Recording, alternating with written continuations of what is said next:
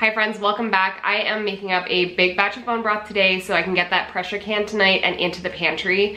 I did a full canner load yesterday as well, and the reason that I'm just trying to get a bunch of this broth done now is because we finished processing our first batch of meat birds this past weekend, and out of those 30 birds, 5 were for a friend, 12 we kept whole, and then 13 we parted up. So since I parted up those 13, we have the backs, the necks, the wingtips, and the feet to make lots of broth out of, and I don't want all of that taking up too much space in the freezer. So used some of that up yesterday for a big batch of bone broth, and we're gonna be doing that all over again today. So today I'm gonna be making my bone broth just in a stainless steel roasting pan on my stovetop.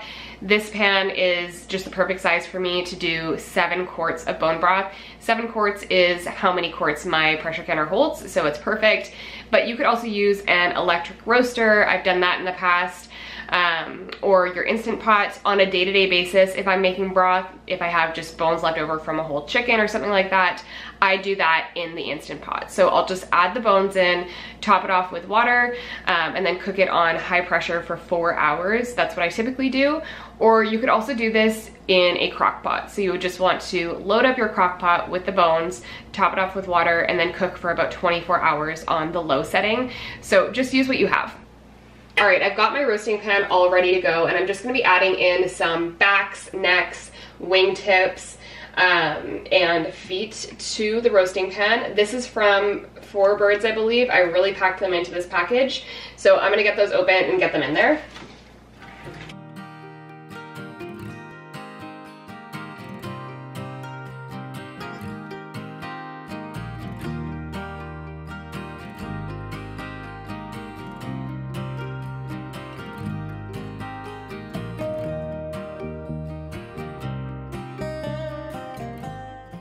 If the feet in the broth weirds you out at all, I get it, but I promise they do not impart a weird taste on the broth or anything like that.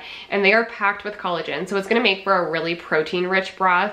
And something that's really important to me is that we're utilizing as much of the bird as possible. So we're definitely including the feet in there.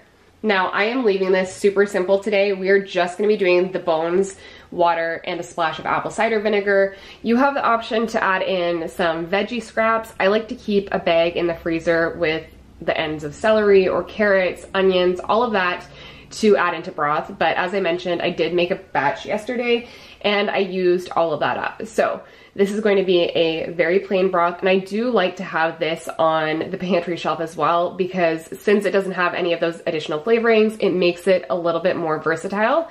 So we're gonna keep this super simple today. I'm gonna add some water and then a splash of apple cider vinegar.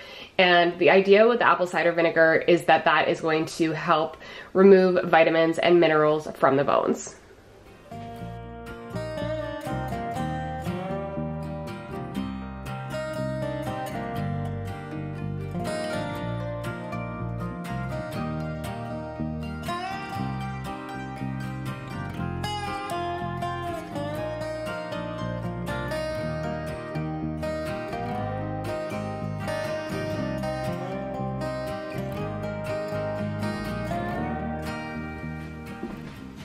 So I have that all topped off with filtered water.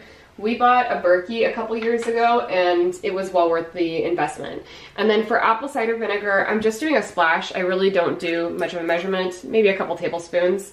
And then we're just gonna bring this up to a boil. And once this comes to a boil, you're gonna see a foam start to form on the top.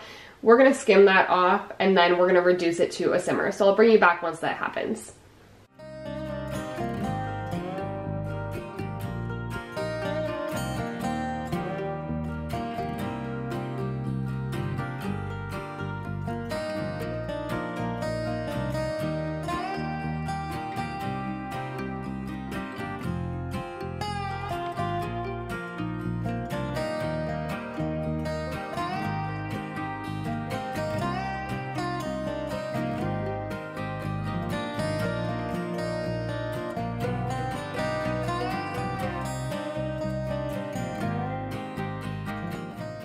So after that came up to a boil, I just skimmed off all that foam from the top, reduced the heat down to low, and covered the pot.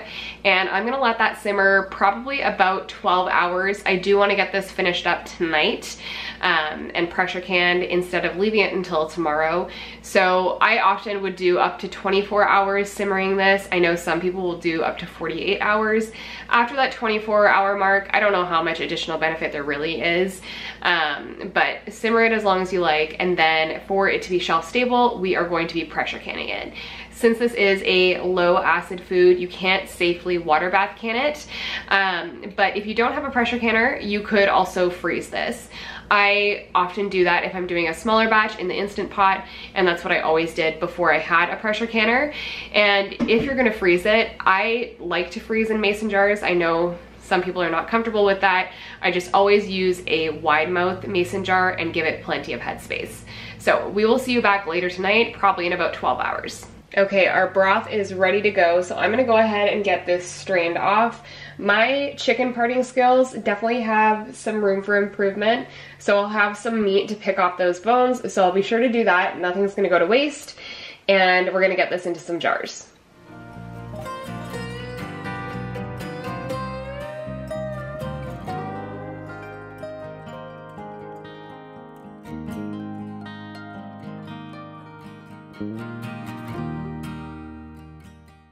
So we're going to be filling our jars to 1 inch of headspace, and instead of trying to strain off the bones while this pot is super full, I'm just going in with a liquid measuring cup and using that to fill my jars. So I have my funnel set over my jars with a fine mesh strainer inside just to catch any bits that might be in there, and I personally choose not to remove any fat. If you're worried about having issues with sealing, what you can do is you can set your broth in the fridge overnight. That way all of the fat will solidify, you can scrape it off, reheat your broth, and then go ahead and process.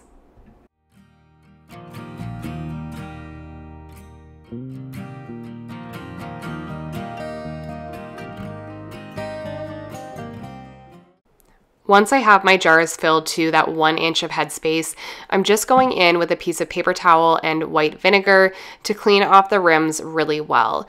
Anytime that I'm canning something with a higher sugar or fat content, I like to use vinegar as opposed to water just to make sure we have no issues with sealing. Next, I'm going in with my 4 jars canning lids. I have been using these lids exclusively for the past couple months, and I have been blown away by the quality. I have also found that by purchasing my lids in bulk from 4 jars, I'm able to save a significant amount of money compared to what I have available locally to me. So definitely worth checking out, and if you are interested, I do have a discount code for 4 jars in the description box down below. Then I am adding 3 quarts of water to my Presto pressure canner, just getting it filled to that fill line down near the bottom. And then we are going to add just a splash of white vinegar. This can help prevent any mineral buildup on your jars.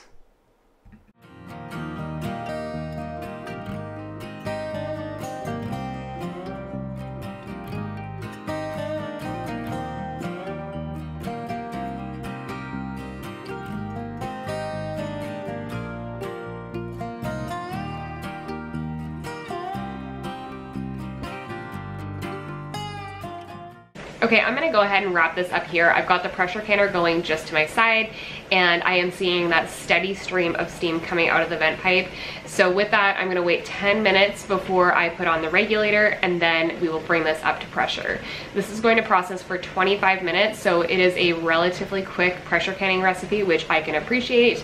And then we will go ahead, turn off the heat, let the canner come down to 0, and at that point we will just crack open the lid for 10 minutes, and then I'll remove the lid for another 10 minutes before I remove the jars.